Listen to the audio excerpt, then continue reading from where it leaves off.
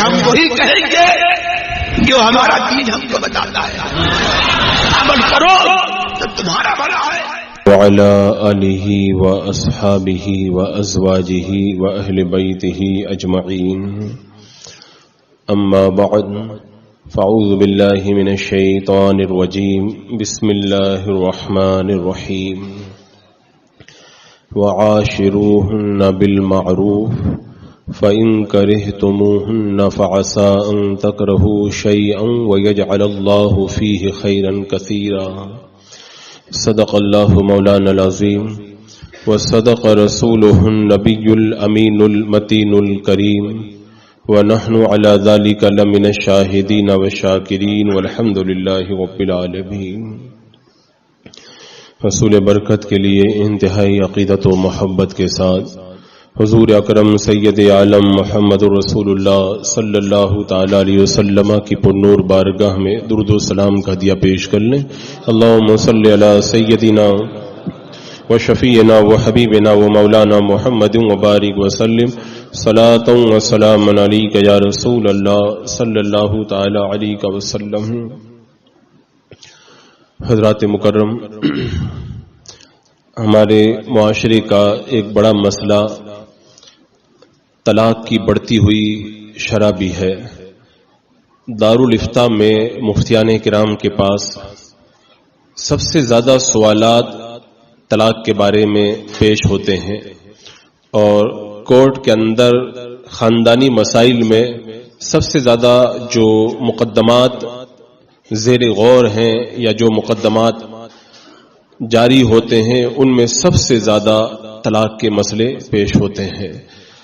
یہ ایک بہت بڑا المیہ ہے کہ اللہ کے رسول صلی اللہ تعالی علیہ وسلم نے تو نکاح کو اپنی سنت قرار دیا تھا، لیکن نکاح کے اندر ہم نے بہت تاخیر کی. 25 سال 30 سال بلکہ 35 سال تک انتظار کیا، اور طلاق کو میرا آقا علیہ السلام نے اپنی سنت نہیں قرار دیا بلکہ اسے ابغض المباحات قرار دیا کہ مباح چیزوں میں، جائز چیزوں میں سب سے زیادہ جو ناپسندیدہ چیز ہے وہ طلاق ہے.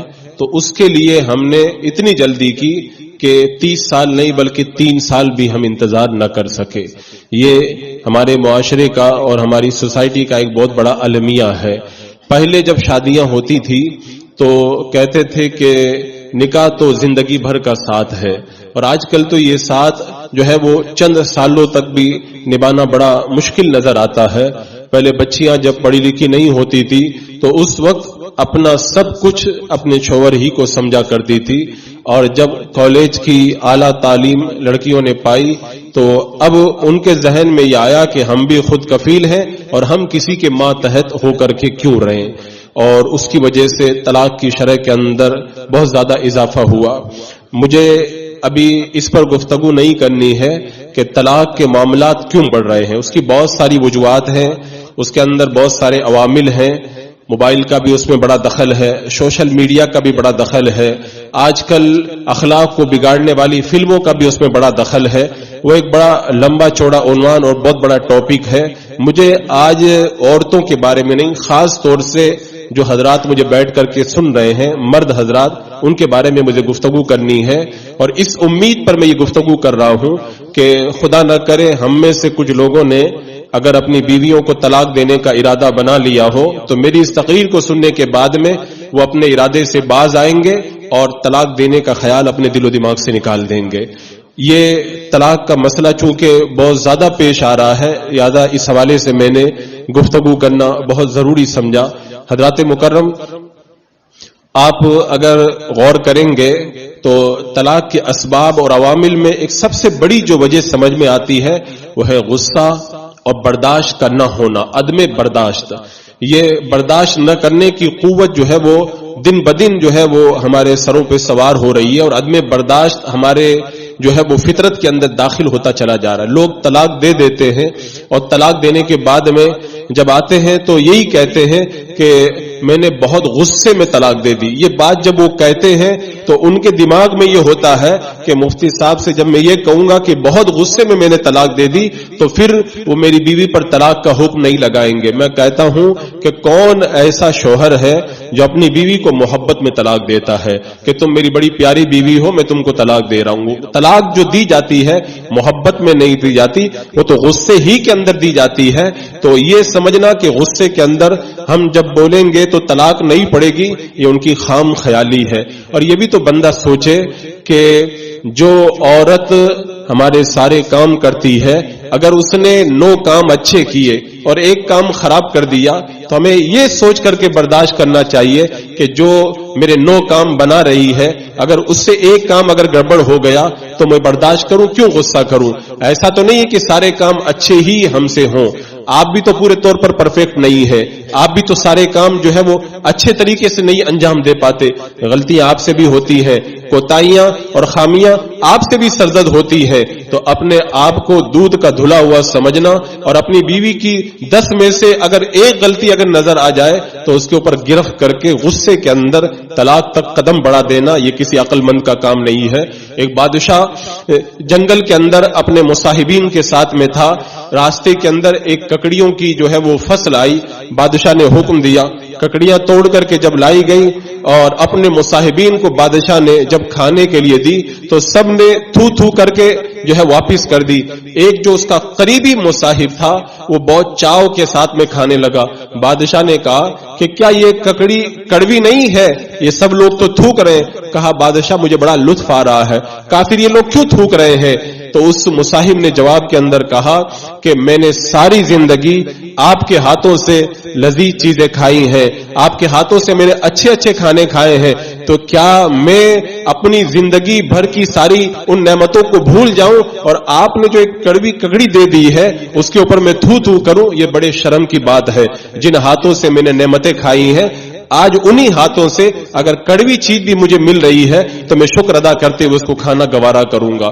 تو یہ جب مزاج ہوتا ہے تو بادشاہ نے اس کو اپنا اور بھی زیادہ قریبی بنا لیا.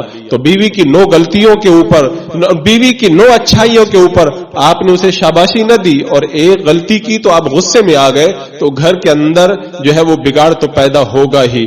آپ حضرات کو وہ حدیث پاک معلوم ہوگی کہ شیطان کا سب سے بڑا یہ تیر ہے کہ وہ یہ چاہتا ہے کہ میاں بیوی کے درمیان جھگڑا ہو, اسی لیے زیادہ جھگڑا میاں بیوی کے درمیان ہی ہوتا ہے.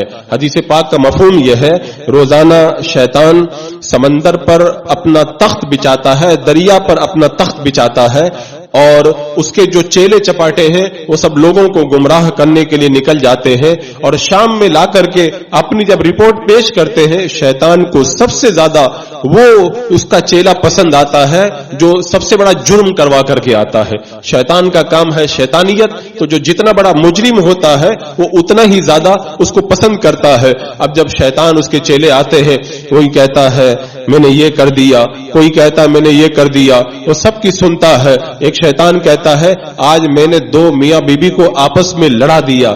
شیطان بڑا خوش ہوتا ہے, شاباشی دیتا ہے اور اسے اپنے قریب بٹھا لیتا ہے. تو یہ تو شیطان کا جو ہے وہ حربہ ہے, وہ اپنے چیلوں کو بھیج کر کے روزانہ گھروں کے اندر آپس کے اندر جھگڑے کرواتا ہے. کیونکہ جب جھگڑا ہو جائے گا تو ایک تو جب تک جھگڑا چلے گا میاں بیوی دور رہیں گے, خواہشات کو پوری کرنے کے لیے گناہوں کی طرف قدم بڑھائیں گے. جب معاشرے میں گناہ بڑھے گا تو معاشرے کا نظام درم برم ہو کر کے رہ جائے گا. اور پھر اگر طلاق تک نوبت آئی تو شوہر کی زندگی الگ خراب, بیوی الگ بگاڑ کا شکار, اور پھر اس کے بچے جو ہے وہ عجیب بے تربیتی کا شکار ہو کر کے تباہ و برباد ہو کر کے رہ جائیں گے. تو شیطان کے چیلے 2 میاں بیوی کو آپس میں لڑا کر کے پورے معاشرے کے اندر بگاڑ پیدا کرتے ہیں. میرے آقا صلی اللہ تعالی علیہ وسلم نے ایک موقع پہ ارشاد فرمایا, حدیث پاک کا مفہوم ہے, آپ اپنے حجرہ پاک سے باہر تشریف لائے. آپ تشریف لائے تھے یہ بتانے کے لیے کہ شب قدر کس رات میں ہوتی ہے. آپ جب تشریف لائے 2 لوگ آپس میں جھگڑا کر رہے تھے. میرا آقا علیہ الصلوۃ والسلام نے ارشاد فرمایا میں اس لیے باہر آیا تھا تاکہ میں تم کو بتا دوں کہ شب قدر یعنی جو قدر والی رات ہے یہ کون سی رات ہوا کرتی ہے. لیکن یہ 2 لوگ آپس میں جھگڑا کر رہے تھے تو اللہ تبارک و تعالیٰ نے شب قدر کا تعین اٹھا لیا اور میرے آقا علیہ الصلوۃ والسلام جو تعین بتانے کے لیے آئے تھے، ایک روایت کے مطابق اس سال کے لیے تعین کو اٹھا لیا گیا۔ اب آپ اپنے دماغ پہ ہلکا سا زور دے کر کے سوچیں، شب قدر کو لوگ تلاش کرتے ہیں، شب قدر میں رات کے اندر جاگ کر کے عبادت کرتے ہیں کہ یہ قدر والی رات ہے، 1000 مہینوں سے بہتر ہے، اس ایک رات میں ہم عبادت کر لیں گے، اللہ تعالی 1000 مہینوں کا ثواب عطا فرمائے گا۔ میرا آقا علیہ السلام اس رات کو بتانے کے لیے نکلے، لیکن 2 لوگوں کے جھگڑے کی وجہ سے اس رات کا تعین اٹھا لیا گیا۔ اب ہمیں حکم دیا گیا تلاش کرو، 21ویں میں تلاش کرو، 23ویں میں تلاش کرو، 25ویں میں، 27ویں میں اور 29ویں میں تلاش کرو۔ جو شب قدر کا تعین میرا آقا علیہ السلام بتانے کے لیے تشریف لائے تھے، 2 لوگوں کا جھگڑا جو ہے وہ اس کی اتنی بڑی جو ہے وہ وبا ہمارے اوپر آئی کہ پھر یہ شب قدر کا تعین اٹھا لیا گیا۔ اب آپ بتائیں، اگر 1-2 آدمی جھگڑا کریں تو اتنا بڑا نقصان ہوتا ہے۔ جس گھر کے اندر روزانہ میاں بیوی لڑتے ہیں، جس گھر کے اندر روزانہ شوہر بیوی کا جھگڑا چلتا ہے، اس گھر کے اندر اللہ کی رحمتیں کیسے اتریں گی؟ اس گھر کے اندر کیسے اللہ تبارک و تعالیٰ اپنی برکتوں کو نازل فرمائے گا؟ جھگڑے کی نحوست کی وجہ سے شب قدر کا جب تعین اٹھ جاتا ہے تو انہی جھگڑوں کی وجہ سے ہمارے گھر کا سکون اور برکتیں ختم ہو کر کے رہ جاتی ہے۔ اور میں نے جب اس پر غور کیا تو مجھے یہ سمجھ میں آیا کہ یہ جو طلاق کی جو نوبت آتی ہے، یہ صرف شوہر کے غصے کی وجہ سے نہیں آتی ہے، یا صرف بیوی کے غصے کی وجہ سے نہیں آتی ہے۔ اگر شوہر غصے میں ہو، بیوی اگر خاموش ہے، کچھ نہیں ہوتا ہے۔ اگر بیوی غصے میں ہے، شوہر چپ ہے، کچھ نہیں ہوتا ہے۔ کام اس وقت بگڑتا ہے جب دونوں کو ایک ساتھ میں غصہ آ جاتا ہے۔ آپ نے دیکھا ہوگا، اگر ایک دھاگا ہے، ایک آدمی ادھر سے کھینچ رہا ہے، دوسرا ادھر سے کھینچ رہا ہے، تو اس کو تو ٹوٹنا ہی ہے۔ ایسے موقع پہ کیا کرنا چاہیے؟ اگر ایک بندہ کھینچ رہا ہے تو دوسرا والا اس کو ڈھیلا چھوڑ دے تو دھاگا ٹوٹنے سے بچ جائے گا۔ تو یہ کتنی دانش مندی کی بات ہے کہ جب میاں بیوی دونوں کو غصہ آ جائے، ایسے موقع پر شوہر زیادہ دانش مند ہے، زیادہ ہوشیار ہے، اس کو تھوڑی سی رسی ڈھیلی کر دینا چاہیے، اور جو بیوی کی غلطی ہے اس کو سدھارنے کے لیے کسی اور ٹائم کے لیے انتظار کرنا چاہیے، کیونکہ وہ غصے میں اور آپ بھی غصے میں آئے، جب دونوں طرف سے دھاگا کھینچا جائے گا تو ٹوٹنا ہی ٹوٹنا ہے، اور نتیجہ وہی ہوگا کہ اس کے بعد میں طلاق کی نوبت آئے گی۔ میں کہتا ہوں اپنی زندگی آپ حضرات پیسنجر گاڑی کی طرح مت گزارو کہ ہر اسٹاپ پہ رکنا پڑے۔ بیوی نے چائے لا کر رکھی، ٹھنڈی ہے تو غصہ، اس کے اندر پھر شکر تھوڑی کم ہو گئی یا زیادہ ہو گئی تو غصہ، غلط جگہ پہ رکھ دی تو غصہ۔ یہ تو پیسنجر گاڑی کا کام ہے کہ جگہ جگہ رکتی ہے، وہ ایکسپریس کی طرح اپنی زندگی گزارو کہ جو بھی چھوٹی موٹی باتیں آئیں ان کو بھول کر کے آگے گزر جاؤ، تب اللہ تبارک و تعالیٰ آپ کی ازدواجی زندگی کو خوشحال بنائے گا۔ اور میں کہتا ہوں اگر حدیث پاک میں آپ غور کریں تو یہ چیز آپ کو سمجھ میں آئے گی۔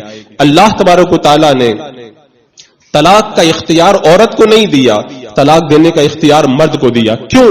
اس لیے کہ عورت کی عقل کم ہے، وہ ناقص العقل ہوتی ہے۔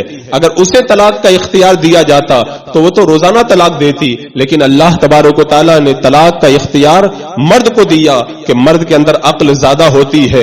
اب جس کے اندر عقل زیادہ ہے وہی اگر کم عقلی کا مظاہرہ کرے اور بات پر طلاق کی دھمکی یا طلاق دینا شروع کر دے تو پھر یہ سمجھ جائیں کہ وہ عقل مند نہیں ہے، بلکہ وہ عقل مندی کے خلاف قدم اٹھا رہا ہے۔ حضرات مکرم میرا آقا صلی اللہ تعالی علیہ وسلم نے بہت پہلے بتا دیا تھا کہ عورت تو پسلی سے پیدا کی گئی ہے، اگر تم اس کو سیدھا کرنا چاہو گے تو وہ ٹوٹ جائے گی، اور ٹوٹنا کیا ہے؟ طلاق۔ اللہ کے رسول علیہ السلام نے پہلے ہی بتا دیا، اس سے کام لینا ہے تو حکمت کے ساتھ میں کام لو، اس کو سیدھا کرنے کی کوشش مت کرو، عورت سیدھی ہونے والی ہے ہی نہیں، اس کو اگر تم سیدھا کرو گے تب معاملہ بگڑ جائے گا۔ ہاں اللہ تبارک و تعالیٰ کی جو نیک بندیاں ہیں ان کا معاملہ بڑا الگ تھلگ ہے، اور میرے آقا صلی اللہ تعالی علیہ وسلم نے اس حوالے سے کتنی پیاری بات فرمائی۔ آج کل لوگ یہ سمجھتے ہیں کہ عورت اگر زبان درازی کرتی ہے، عورت اگر الٹا سیدھا بولتی ہے، اگر ہم جواب نہیں دیتے ہیں تو یہ ہماری کمزوری ہے، یہ ہماری نامردی ہے، یہ ہماری بزدلی ہے۔ میں کہتا ہوں ایسا نہیں ہے۔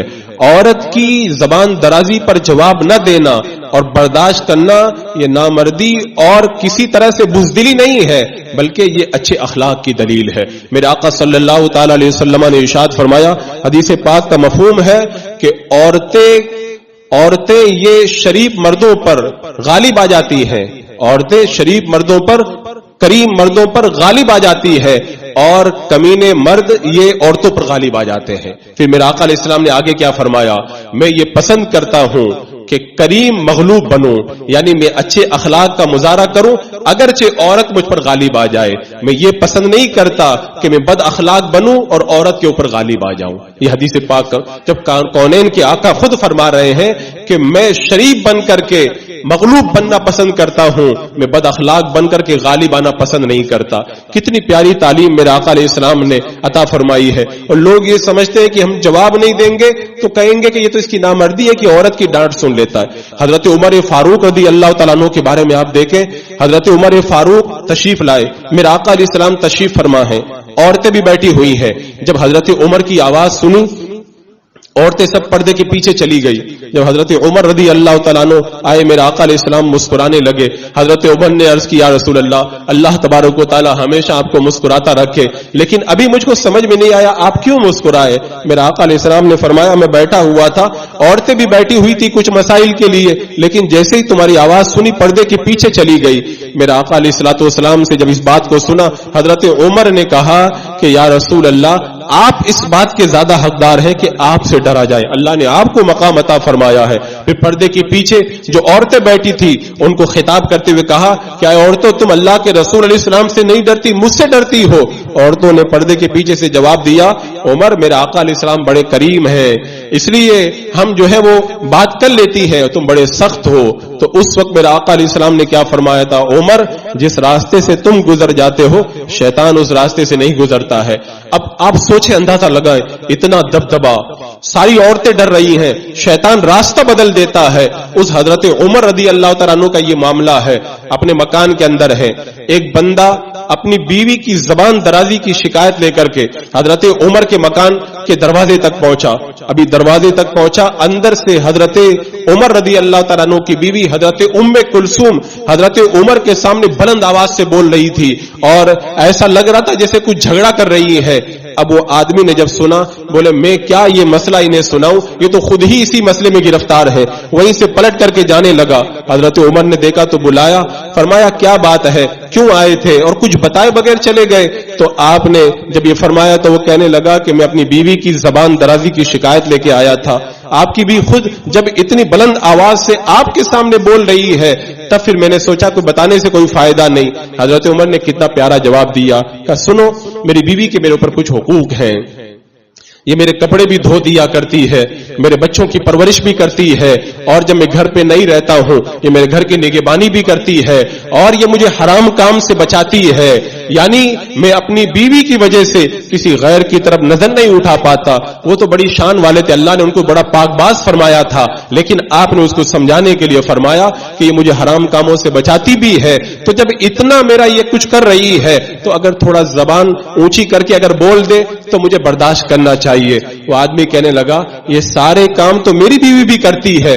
تب میں بلا وجہ ناراض ہوتا ہوں. آج کے بعد میں اگر میری بیوی میرے سامنے بلند آواز سے بولے گی تو میں یہ سوچ کر کے چپ ہو جاؤں گا جب میرے اتنے کام بنا رہی ہے، میرے بچوں کو پال رہی ہے، میرے گھر کی نگہبانی کر رہی ہے، میری نگاہوں کو گناہوں کی طرف اٹھنے سے بچا رہی ہے، میرے کپڑے دھو کے پہنا دیتی ہے، تو اگر تھوڑا بلند آواز سے بول دے تو اس میں کیا حرج ہے؟ بتاؤ حضرت عمر فاروق رضی اللہ تعالیٰ عنہ کا ایسا دبدبا، لیکن اس کے باوجود بھی بیوی بلند آواز سے بول رہی ہے. یہ نہیں کہ اپنے دبدبے کا استعمال کرے کہ کوئی لوگ کیا کہیں گے کہ اتنے دبدبے والے ہو کہ بیوی سے دب گئے. نہیں، انہوں نے بتا دیا دبدبا کہیں اور دکھایا جاتا ہے.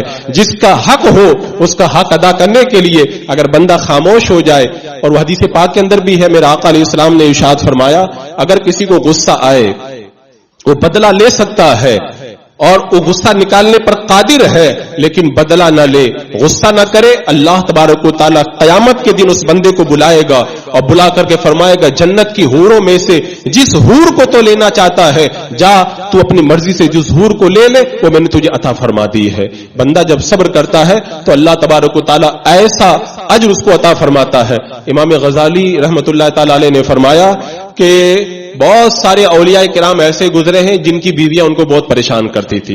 اور حضرت علی خواص رحمت اللہ تعالی علیہ فرماتے، بڑے پائے کے بزرگ ہیں، انہوں نے فرمایا کہ میں نے بہت سارے ولیوں کو دیکھا ہے کہ ان کے نکاح کے اندر ایسی عورتیں آتی تھی جو بہت زبان لڑایا کرتی تھی، بہت پریشان کیا کرتی تھی. ایک بات میں یہاں پر یہ عرض کر دوں کہ نیک لوگوں کی بیویاں اگر زبان دراز ہوں تو اس کا مطلب یہ ہوتا ہے اللہ تبارک و تعالی ان بیویوں کی زبان درازی کی وجہ سے، تکلیفوں کی وجہ سے ان اللہ والوں کے مقام کو بلند کرنا چاہتا ہے. جیسا کہ ایک بزرگ کے بارے میں روایت میں ہے کہ ان کے شاگرد ایک بار ان کے گھر پہ گئے تو دیکھا کہ ان کی بیوی ان کو مار رہی ہے. اب وہ بہت پریشان ہوئے، سارے انہوں نے مریدین کو جمع کیا حضرت کے، کہا کہ آج میں نے ایسا ایسا منظر دیکھا ہے، بتاؤ کیا کیا جائے. تو ایک شاگرد نے بتایا کہ ان کی بیوی کا جو مہر ہے 500 سونے کے سکے ہیں اور یہ اتنا مہر ادا نہیں کر پا رہے، اس لیے جو ہے وہ لگتا ہے کہ مار کھانے پہ مجبور ہے.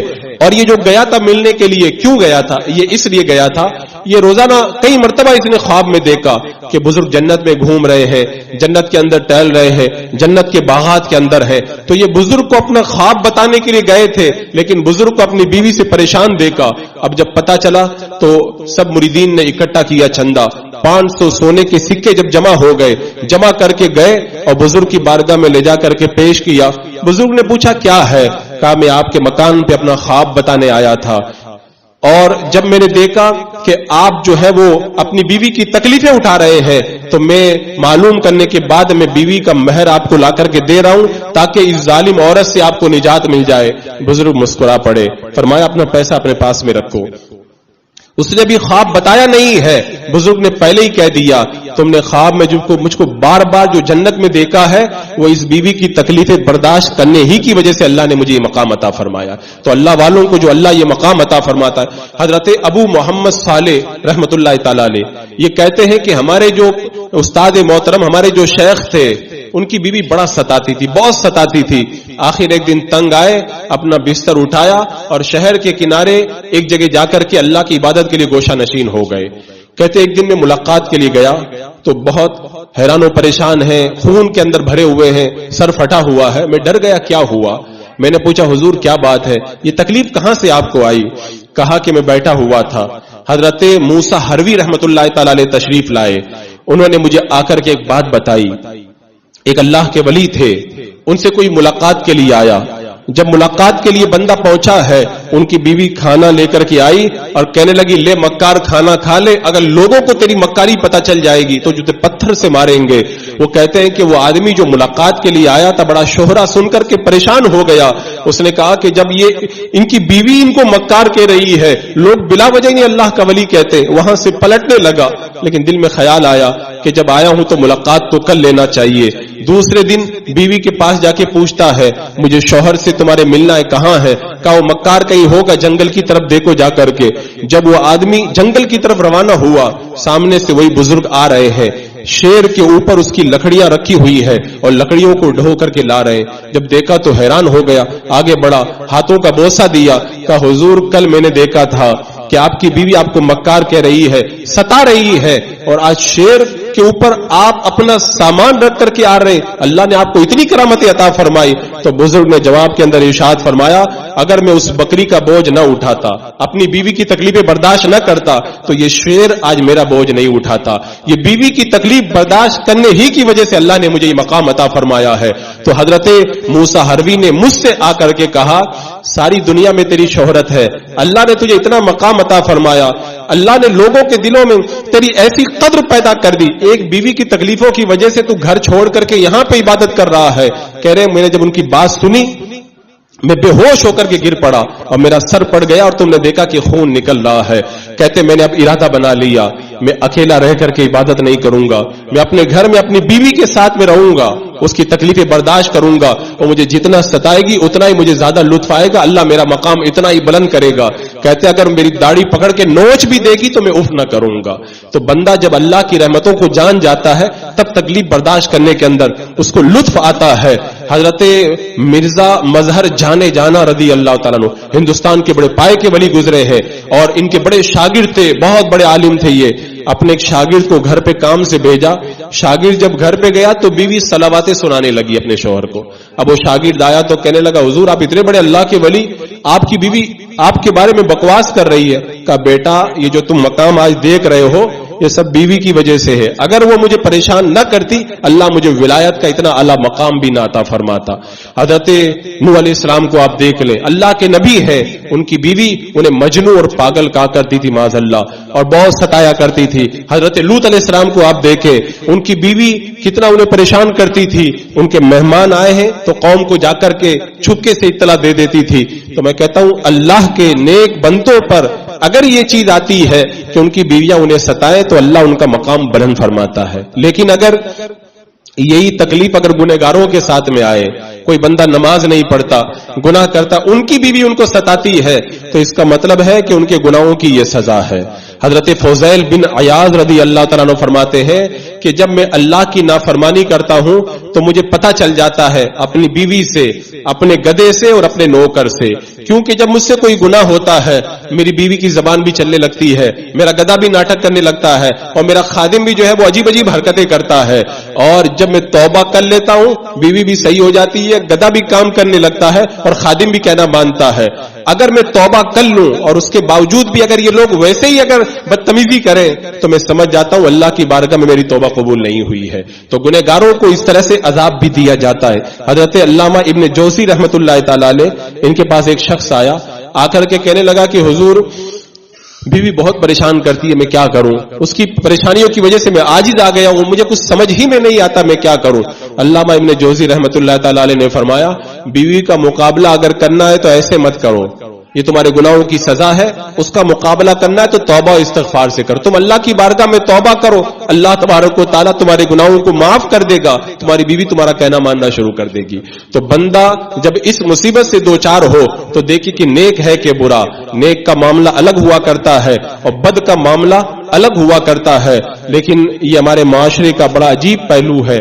ہم دیکھ رہے ہیں کہ معمولی جب غصہ آیا برداشت کی قوت نہیں پاتے اور طلاق تک نوبت آ جاتی ہے. مجھے تو بڑا تعجب ہوتا ہے, آدمی لاکھوں روپیہ خرچ کر کے اعلیٰ تعلیم حاصل کر لیتا ہے, کالج میں پڑھ جاتا ہے, بڑی بڑی ڈگریاں پا لیتا ہے, لیکن اس کو اتنی توفیق نہیں ہوتی کہ میں ازدواجی زندگی کے جو حقوق ہیں ان کو پڑھوں, طلاق کے جو مسائل ہیں ان کو پڑھوں. کالج میں یہ نہیں پڑھایا جاتا کہ بیوی کا حق کیا ہے, کالج میں یہ نہیں بتایا جاتا کہ طلاق دینے کا طریقہ کیا ہے, کب طلاق دینا چاہیے, کن حالات میں دینا چاہیے. لاکھوں روپیہ خرچ کر کے وہ ساری تعلیم پڑھ جاتے ہیں اور اس کے بعد میں جب نکاح ہوتا ہے چند دن کے بعد میں گھر کا سسٹم جب بگڑنے لگتا ہے انہیں کچھ سمجھ میں نہیں آتا میں کیا کروں, اور پھر طلاق کی نوبت آ جاتی ہے. میں کہتا ہوں اگر اسلامی تعلیمات کو اگر پڑھا جائے تو اسلام نے طلاق کو کیسے مرحلہ وار رکھا ہے. یہ نہیں کہا کہ جھگڑا ہو جائے تو اپنی بیوی کو طلاق دے دو, بلکہ اسلام یہ حکم دیتا ہے اگر تمہاری بیوی کے ساتھ میں تمہاری انبن ہے تو سب سے پہلے اسے سمجھاؤ.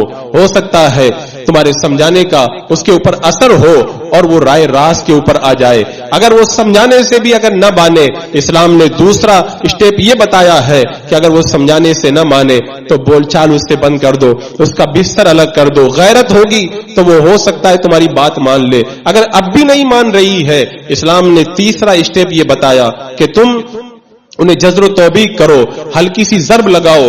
اگر اس طرح کے ماننے کے لیے تیار ہو جائیں تو ٹھیک ہے. اس کے بعد میں چوتھا اسٹیپ اسلام نے یہ بتایا کہ جب گھر کا سسٹم زیادہ بگڑ جائے, نباؤ نہ ہو, تو قرآن مقدس کے اندر فرمایا گیا شوہر کے گھر والوں میں سے ایک پنچ کو بلاؤ, بیوی کے گھر والوں میں سے ایک پنچ کو بلاؤ, اور دونوں پنچ بیٹھ کر کے اس کے بعد میں آپس میں ان کا جو ہے وہ صلح کا راستہ نکالے. کہاں سے بگاڑ ہے, کس کی غلطی ہے, اس غلطی کو سدھارنے کے لیے کہا جائے. اور بیوی جلدی اپنی غلطی مانتی نہیں ہے. اگر شوہر اگر عقل مند ہے تو وہ کبھی بھی بیوی کی غلطیوں میں پڑھ کر کے اپنے زندگی کو خراب نہیں کرے گا.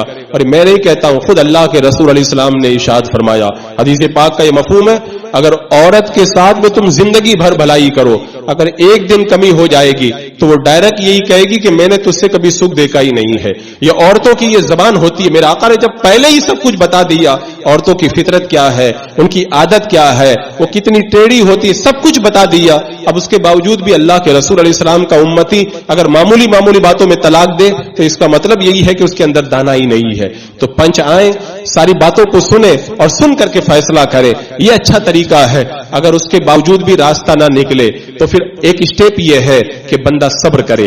صبر کیسے کرے؟ ابھی جو میں نے صبر کرنے کا طریقہ بتایا، دنیا میں بھی اس کا مرتبہ بلند ہوگا اور آخرت میں بھی اللہ تعالیٰ اجر عطا فرمائے گا. اور میں کہتا ہوں اگر سارے دروازے بند ہو جائیں، کوئی راستہ نہ بچے، تو کبھی کبھی ایسا بھی ہوتا ہے کہ طلاق کی نوبت آتی ہے. تو جب طلاق کی نوبت آتی ہے تو اپنے کالج کی پڑھائی اور وکیلوں کی ڈگریوں کی طرف نظر مت کرو. یہ دیکھو کہ طلاق کا قانون جس اسلام نے دیا ہے وہ اسلام ہمیں کیا کہتا ہے. اسلام نے ہمیں طلاق دینے کا طریقہ یہ بتایا کہ اپنی بیوی کو ایسی حالت میں طلاق نہ دو جس حالت کے اندر وہ اس سے تم وطی کر چکے ہو، ہم بستری کر چکے ہو. ایسے توہر کے اندر اس کو طلاق مت دو. حیض کی حالت میں بھی طلاق مت دو. ایسا توہر جس توہر کے اندر، جس پاکی کے اندر تم نے اس کے ساتھ میں ہم بستری اور قربت نہیں کی ہے، اس توہر میں طلاق دو اور ایک طلاق دو، ایک سے زیادہ طلاق مت دو. کتنی باریک بات اسلام نے بتائی ہے کہ جس توہر اور پاکی کے اندر تم نے بیوی سے قربت کی ہے اس میں تم طلاق مت دینا. کیونکہ جب عورت سے جب بندہ قربت کر لیتا ہے تو رغبت کم ہو جاتی ہے، تو غصہ اتارنے کا دل چاہتا ہے. اور جب اسلام نے ہمیں یہ قانون بتایا کہ جب تم اس سے ابھی ہم بستری نہ کیے ہو اس وقت میں ایک طلاق تم پاکی کی حالت میں دے سکتے ہو، تو بندہ جلدی طلاق نہیں دے گا کیونکہ بیوی کی طرف رغبت ہوتی ہے ایسی حالت کے اندر. اچھا اگر طلاق دے بھی دی، اس کے بعد چھوڑ دو، عدت گزر جائے، سارے راستے کھلے ہیں، غصہ اتر جائے گا، جھگڑا ختم ہو جائے گا، صلح صفائی ہو جائے گی، اپنی بیوی کو دوبارہ تم اپنے گھر میں لا سکتے ہو اور بغیر کسی حلالہ کے تم اس کے ساتھ میں دو گواہوں کی موجودگی میں نکاح کر سکتے ہو. کتنا آسان راستہ ہے. لیکن ایک تو یہ سارے اسٹیپ لوگوں کو یاد نہیں، پڑھنے کے لیے تیار نہیں، عمل کے لیے تیار نہیں، اور پھر جب طلاق دیتے تو ایک نہیں، تین نہیں، بلکہ ہم نے سنا کتنے لوگ کہتے جا تجھ کو میں نے 100 طلاق دی. اب اپنی زندگی تم خود ہی جلانا چاہتے ہو تو پھر اس میں تمہارا اپنا قصور ہے. حضرات مکرم، اگر اسلام کی یہ تعلیمات ہمارے ذہن کے اندر ہو تو میں کہتا ہوں گھروں کا نظام کبھی بھی نہیں بگڑے گا. اگر یہ طلاق دینے کا طریقہ ہو، 1000 لوگ اگر طلاق دیں گے، میں کہتا ہوں 1000 میں سے 900 لوگ واپس اپنی زندگی بنا لیں گے، جھگڑا ختم ہو جائے گا، واپس کسی امام کو بلائیں گے، گواہوں کو بلا کر کے نکاح کر لیں گے. لیکن جب آپ نے ایک کے بجائے 3 دے دی، اب سارے راستے بند ہو چکے ہیں. اگر آپ ایک دے گے تب بھی تو وہ نکاح سے باہر ہو گئی، اور 3 دو گے تب بھی نکاح سے باہر ہوگی. تو جب ایک سے وہ کام بن رہا ہے تو 3 دینے کی کیا ضرورت ہے؟ تو پھر آپ ایسا قدم کیوں اٹھائیں جس سے آپ کی زندگی تباہ و برباد ہو کر کے رہ جائے؟ اور میں تو کہتا ہوں کہ سب سے بہتر طریقہ یہی ہے کہ بندہ صبر و تحمل کا مظاہرہ کرے، آخری اسٹیپ تک مجبوری کی حالت کے اندر جائے. کیونکہ شادی کے اندر جو تکلیفیں آتی ہیں ان کا اجر و ثواب بڑا بلند ہے. حضرت بشر حافی رحمۃ اللہ تعالی علیہ کو بعد وصال جب خواب میں دیکھا گیا تو ان سے پوچھا گیا اللہ نے آپ کو کیا مقام عطا فرمایا؟ انہوں نے اپنا مقام بتایا. پوچھا گیا کہ حضرت امام احمد بن حنبل کا کیا مقام ہے؟ کہا حضرت امام احمد بن حنبل کو اللہ نے مجھ سے بھی 3 درجے اوپر مقام عطا فرمایا. کہا کیوں؟ کہا میں نے شادی نہیں کی تھی، انہوں نے شادی کی تھی. یعنی مطلب یہ تھا انہوں نے شادی کی، بیوی بچوں کی تکلیفوں کو برداشت کیا، تو اگرچہ میں نے خوب عبادت کی لیکن شادی کی تکلیفوں میں جو آتی ہے اجر و ثواب ملتا ہے، اس میں اللہ تعالیٰ جو اجر عطا فرماتا ہے وہ اجر مجھ کو نہیں مل پایا. اور حضرت بشر حافی سے ایک بار کسی نے خواب میں پوچھا تھا کہ یہ بتائے اللہ نے آپ کے ساتھ کیا معاملہ کیا؟ کہا اللہ نے مجھے 70 بلند درجے عطا فرمائے، لیکن شادی شدہ لوگوں کو اللہ نے جو مقام عطا فرمایا میں وہاں تک نہیں پہنچ پایا. بتاؤ اتنے بڑے پائے کہ اللہ کے ولی ہے، فرماتے شادی شدہ لوگوں کے مقام تک میں نہیں پہنچ پایا. کیوں؟ اس لیے کہ شادی کیا ہوا بندہ جو اپنی بیوی بچوں کی تکلیفیں اٹھاتا ہے، عبادت کے باوجود بھی وہ بندہ جو ہے اس مقام تک نہیں پہنچ سکتا ہے. ایک بہت بڑے عابد تھے, ان کی بیوی کا جب انتقال ہوا, خواب میں انہوں نے فرشتوں کو دیکھا, وہ آپس میں باتیں کر رہے تھے, یہ اللہ کا بڑا نیک بندہ ہے, اس کی عبادت پہلے نیک لوگوں کے ساتھ اوپر آتی تھی, اب نہیں آتی ہے. تو دوسرے فرشتے نے پوچھا کیا بات ہے؟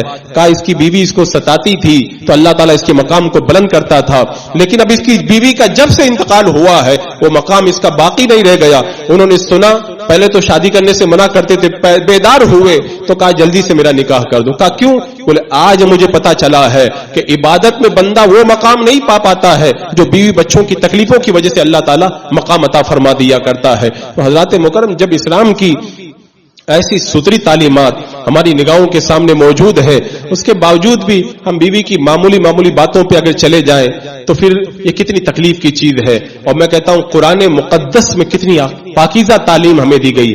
وعاشروہن بالمعروف, اللہ تبارک و تعالیٰ نے ارشاد فرمایا عورتوں کے ساتھ میں بھلائی کا برتاؤ کرو. بھلائی یہ نہیں ہے کہ کوئی تمہاری خدمت کرے تو تم بھی اس کے ساتھ اچھائی کرو. بھلائی کا طریقہ تو یہی ہے, کوئی اچھا کرے تو بھی تم اچھا کرو, اور اگر کوئی برا کرتا ہے تو بھی تم اس کے ساتھ میں اچھا کرو.